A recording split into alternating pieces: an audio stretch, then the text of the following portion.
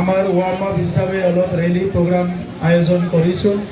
আজি টংলা সমষ্টিত ৰেলী লৈছে, আমি চবেই আহিছোঁ। আৰু ইয়াত আমাৰ দলৰ কাৰ্যকাৰী সভাপতি তথা ৰাজ্যসভাৰ সাংসদ ৰেন্দ্ৰ নাৰ্জাৰী ডাঙৰীয়া, বিধায়ক তথা সম্পাদক নৰেন চিছলাৰী ডাঙৰীয়া, আমাৰ সাধাৰণ সম্পাদক ৰাজু নাৰ্জাৰী ডাঙৰীয়া ৰাইজৰ লগত আছে, আৰু মাধৱ চেত্ৰী ডাঙৰীয়া ইয়াত উপস্থিত আছে। আমাৰ প্ৰাক্তন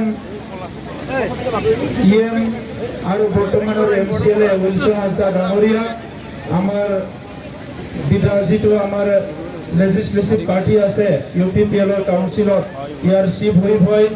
ইয়াত উপস্থিত হৈছে আমাৰ সকলো চেলৰ মাইনৰিটি ইউথ ওমেন সকলো চেলৰ নেতৃবৃন্দ উপস্থিত আছে।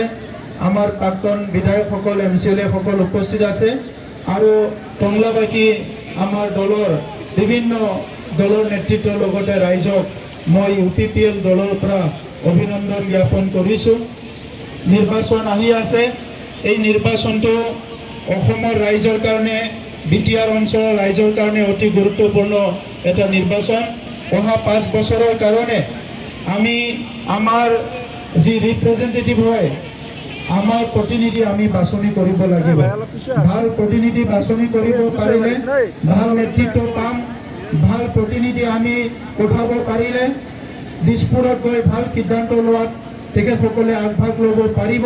কিন্তু ভাল প্ৰতিনিধি আমি যদি পঠাব নোৱাৰোঁ, বা আমাৰ চিন্তাধাৰাইদি মিলা, আমাৰ নীতি আদৰ্শইদি মিলা, আমাৰ কথাবিলাক বুজি পোৱা বড়োলেণ্ড অঞ্চলৰ 26টা জনগোষ্ঠী আৰু অসমৰ 140টা জনগোষ্ঠীৰ কথা বুজি পোৱা যদি আমি নেতৃত্ব বাছনি কৰি পঠাব নোৱাৰোঁ, সেইসকলে গৈ পেলাই একো কাম কৰিব নোৱাৰিব। মই দীঘলীয়া ভাষণ ৰাখিব বিচৰা নাই, মোৰ আগত বহুত ভাষণ ইতিমধ্যে দি গ'ল। এই নিৰ্বাচনত UPPL দলে UPPL মডেলৰ যিটো ৰাজনীতি, য'ত শান্তি সম্প্ৰীতি সমন্বয় উন্নয়ন নিৰাপত্তা আৰু সকলো জাতি জনগোষ্ঠীয়ে আত্মা সন্মান লৈ জীয়াই থাকিব পৰা পৰিৱেশ বড়োলেণ্ড আৰু অসমত চিৰস্থায়ী কৰিবৰ কাৰণে UPPL আগবাঢ়ি আহিছে। আৰু অনাগত দিনত বড়োলেণ্ড অঞ্চলত যাতে 26টা জনগোষ্ঠী সদায় নিৰাপদে জীৱন যাপন কৰিব পাৰে, নিজৰ সম্পত্তি, নিজৰ ভাষা, নিজৰ সংস্কৃতি ৰক্ষণাবেক্ষণ দিব পাৰে, নিজৰ ধৰ্ম ৰক্ষণাবেক্ষণ দিব পাৰে, ইয়াৰ কাৰণে UPPL দলে কাম কৰিব।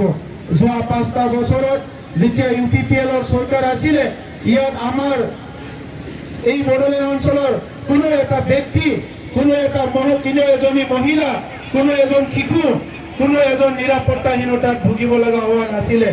BPFৰ চৰকাৰ অহাৰ পিছত যি আৰ্মি CRPF বড়োলেণ্ড এৰি গৈছিলে, এই আৰ্মি CRPF পুনৰ কোকৰাঝাৰত মোতায়েন কৰিব লগা হৈছে। আৰু পুনৰ ঘৰ জ্বলিছে, পুনৰ মানুহ ৰিলিফ কেম্পত যাব লগা হৈছে। আৰু যি 24 ঘণ্টা ভূমিৰ সমস্যা সমাধান হৈছিলে, আজি এই ভূমিৰ সমস্যাবিলাক সমাধান কৰাবিলাক বন্ধ কৰি দিছে।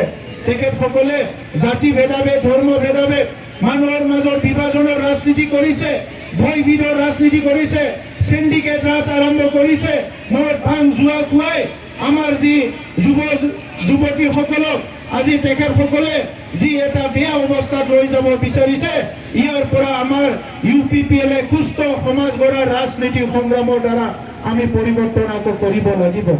সেইকাৰণে মই আপোনালোকক ধন্যবাদ জনাইছোঁ। UPPL অকল ৰাজনীতি দল নহয়, বড়োলেণ্ড অঞ্চলৰ শিশুৰ পৰা লৈ বৃদ্ধলৈকে বিভিন্ন জাতি জনগোষ্ঠী সমাজৰ নিৰাপত্তা আৰু উন্নয়নৰ কাম কৰা এটা সংগ্ৰাম চলাই আছে। আমি ভাৰতবৰ্ষ গণতন্ত্ৰটো সন্মান কৰোঁ, অসমতো আমি গণতন্ত্ৰটো শক্তিশালী হোৱাটো বিচাৰোঁ, বড়োলেণ্ডতো গণতন্ত্ৰ শক্তিশালী হোৱাটো বিচাৰোঁ।